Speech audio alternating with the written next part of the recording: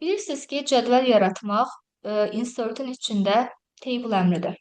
Ta ki, mən burada belə bir cədvəl yaratdım. 3-ün 4-ə cədvəl. Cədvəl yaradan zaman table design və table layout'un aktivləşdiyini bilirəm. Burada belə bir əmrlərim vardı mənim. Merge cell, bir də vardı split cell. Məsələn, deyir ki, bizə məsələdə, deyir ki, 3 sətir 4 sütundan ibarət olan bir cədvəl yaradılmışdır. Deyir ki, həmin bu cədvəlin birinci sətri seçilir və merge cell əmri tətbiq olunur.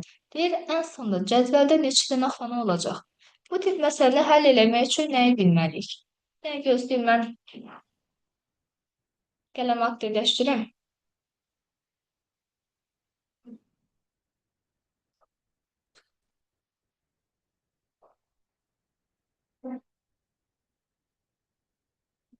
Sanki birinci bu hissəni seçdim. Deyir ki, seçilir və merge cell əmri tətbiq olunur. Merge cell xananın birləşdirilməsi üçündür. İndi burada sayaq görə neçə dənə oldu?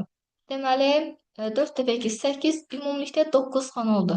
Yaxşı, indi imtahanda sizin qarşınızda Word olmayacaq. Bunu qısa şəkildə necə tapa bilərsiniz? Yəni, yazaq. Deməli, bizə nə deyilmişdi? Bizə deyilmişdi ki, 3 sətirdir, 4 dənə də sütundur. Mən bilirəm ki, sətir və sütunu bir-birinə vuranda xana sayını tapmış oluram. Mənim birinci sətrimin, yəni birinci sətr seçilir və merge cell tətbiq olunur. Merge cell xanaların birləşdirilməsi üçündür. Əvvəlcə bu əmrin nə işə yaradığını bilməlisiniz. 3 sətrimdən biri sıradan çıxdı. Yerdə 2 sətrim qaldı, 4 sütunda olduğu kimi. Hazır 4 dəfə 2, 8 xanam olduğu kimi var. Bunlar üzərində yəni heç bir dəyişiklik olmayıb. Amma birinci sətrimdəkilərin hamısı birləşibdir. Bir dənə də xana orada var. Ümumilikdə toplayanda sizə verəcək 9 xana formada. Və yaxud da məsələn, eyni bu məsələni verək, gəlin biraz dəyişiklik edək. Tutaq ki, bizim 5 sətir və 4 sütundan ibarət olan bir cədvəlimiz var. Deyir ki, məsələn, cədvəlin ilk 2 sətri seçilir və merge cell əmri tətbiq olunur. Deyir ki, cədvəldə neçə xana olacaq? Aslında tapmaq kifayət qədər sadədir. Yazın, 5 sətrimiz vardı, 4 dənə sütunumuz vardı. 5 sətrimdən ikisini sıradan çıxardıram. Çünki onlar birləşib. Yerdə neçə sətrim qaldı? 3 dənə sətr qaldı. 4 dənə sütun olduğu kimi. Deməli, yəni 4 dəfə 3, 12 dənə sütunum var. 12 dənə daha doğrusu xanam var. Belki 2 dənəsi bunlar birləşmişdi axı. Birləşəndən sonra artıq onlar bir xana kimi qəbul edilir. Üzərinə 1 gəlin, o da bizə verəcək 13.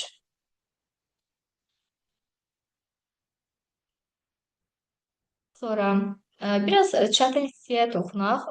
Deyir ki, məsələn, deyir ki, birinci sətrin ilk 2 sütunu seçilərək merge cell-lərini tətbiq olunsa nə baş verir? Birinci sətr budur. Birinci sətrin ilk 2 sütunu budur. Deməli, bu hissəni seçir. Mən merge cell tətbiq eləsəm, bu 2 xana birləşmiş olacaq. Və əgər sualda məndən ümumilikdə neçə xananın olduğunu soruşarsa, necə yazıram? Baxın, mənim 5 sətrim vardı, 4 dənə sütunum vardı. Birinci sütunumda dəyişiklik oldu. Yerdə neçə sətrim qaldı? 4 sətrim var, 4 sütunda olduğu kimi. 4 dəfə 4, 16 dənə xanam olduğu kimidir. Və üzərinə nəyə gələcəm? Mənim birinci sətrimin hamısına merge cell tətbiq olunmayıb, baxa. İlk 2 sətrinə tətbiq, daha doğrusu ilk 2 sütununa tətbiq olunur. Bunlar birləşəcək olacaq bir dənə xana. Amma digər 2 xanası olduğu kimi qaldı. Bax, üzərinə 2 gələndə bu da bizə verəcək 19 cavabını. Merge ilə işimiz bitdi. İndi gəlin split əmrindən danışaq. Deməli, split cell nə edəcək? Split cell xananın hissələrə bölünməsi üçündür. Ta ki, yenə deyir ki, 5 sətr 4 sütundan ibarət olan bir cədvəlimiz var. Deyir ki, cədvəlin birinci sətri seçilir və burada gördüyünüz əmr tətbiq olunur. Ta ki, bunu 8, 27 deyək. Bu deməkdir ki, sizin deməli o birinci sətriniz ümumilikdə 7 hissəyə bölünəcək. Əgər burada mavi işarə olarsa, bax, mavi işarəni görəndə əslində bunun izahını növbəti rekordda demişəm. Baxın, birinci sətr 7 hissədir. Yerdə qalan 4 sətr, daha doğrusu 4 sətr 4 sütunum olduğu kimidir. 4 dəfə 4, 16 dənə xanam hazır vardı bayaqki kimi. Üzərinə 7 gələndə bu da mənə verəcək 23. 23 cevabını görəcək. Bəs yaxşı, orada mavi işarə olmasıydı nə baş verərdi? Gəlin biraz tərcümə eləyək. Məsələn, seçdim bunu. Mavi işarəni əgər buradan götürsəm, yazıb ki, merge cell before split. Deyir ki, hissələrə bölməzdən əvvəl birləşdir. Mən bayaq elə birləşdirdiyim üçün ümumilikdə bu 4 xana 7 xana kimi özünə apardı. Əgər bu işarəni götürüb, bu hissəyə də 7 yazsam mən, onda mənim hər bir xanam özü ayrıca 7 hissədən ibarət olacaq. Baxın, hər xana 7-yə bölündü. Bu zaman xanaları tapmaq üçün, əgər bir xanam 7 hissəyə bölündüsə, 4 xanam varsa birinci sətirdə 7 dəfə 4, deməli 28 xana olacaq və yerdə qalan 4 sətrimdə də heç bir dəyişiklik olmadığı üçün 4 dəfə 4 mənə verəcək. 16 bir yerdə cəmdə 44 eləyəcək. Bu belə. Gəlin bir dənə də bir çətin məsələyə baxaq, ondan sonra rekordu yekunlaşdıraq. Məsələn, deyir ki, biraz da əlavə edək. Deyir, 6 sətir 4 sütundan ibarət olan bir cədvəl var. Deyir ki, bu cədvəlin ilk 2 sətri seçilir və merge cell əmri tətbiq olunur.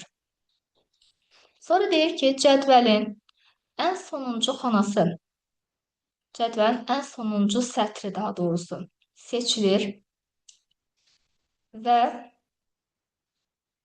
dəqiqə birbaşa böldüm və split cell əmri vasitəsilə burada yazaq ki 9, 10, 11 yazaq. 11 hissəyə bölündü. Deyir cədvəldə ən sonda neçə xana olacaq? Bunu tapmaq üçün gəlin həllini yazaq. Nə demişdik? Bizim 6 dənə sətrimiz vardı. 4 dənə sütunumuz vardı. Cədvəlin ilk 2 sətri, bir də axırıncı sətrini sıradan çıxardı. Yerdə neçə dənə istifadə olunmamış sətr qalacaq? 3 dənə. 4 dənə sütun olduğu kimi 12 dənə eləyəcək, düzdür? 12 xanam qaldı bu yerində. Üzərinə 1 gəlirəm. Niyə görə 1 gəlirəm? Çünki mənim ilk 2 sətrim merge cell-lə birləşəndə artıq o özünə 1 xana kimi atacaq. Üzərinə 1 gəlirəm. Sonra üzərinə mən 11 gəlməliyəm. Yaxşı, 11 niyə gəlməliyəm? Çünki split cell xananı hissələrə bölür. Əgər mənim axırıncı sətrim seçilib, ora 11 yazıbsa, 11 hissəyə bölünəcək. Bu da eləyəcək neçə? 12, 1, 11, 24. 24 eləyəcək.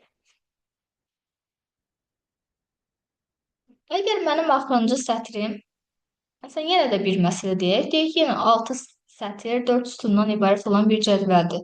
Deyir ki, cədvəlin ilk 2 cədvəlin belə deyək də, sonuncu sətrinin ilk 2 sütunu seçilir və split cell əmri vasitəsilə belə bir deməli tənzimləmə verib bizə.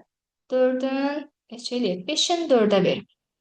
Bu nə deməkdir? Deməli, mənim cədvəlimin ilk 2 sütunu var, ha, axırıncı sətrinə. Həmin hissə özü 5 sütun 4 sətrə bölünəcək. Mən bilirəm ki, sətr sayını, sütun sayını vuranda mənə xana sayını verəcək. O da eləyəcək 20. Deməli, mənim 6 sətrim vardı, 4 dənə sütunum vardı. Cədvəlimin ən axırıncı sətrində dəyişiklik elədim. Yerdə qalan 5 sətrim olduğu kimidir. 5-i 4-ə bizə verəcək neçə? 20 dənə xana. Bu olduğu kimi.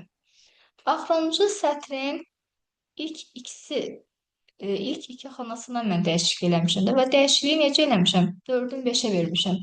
4 dəfə 5 neçə eləyəcək? Üzərinə gələcəm 20. 2 dənə xanası da olduğu kimi qalmışdı. Üzərinə 2 gəlində bu da bizə verəcək 42. Gəlin bunun tətbiqində göstərim sizə. Okey desəm, baxın. Bu hissə özü 4-ün 5-i oldu. Bunlar isə olduğu kimi qaldı. Dərsimiz bu qədər. Word-la bağlı başqa nə sualınız olsa dərsdə qeyd eləyərsiniz.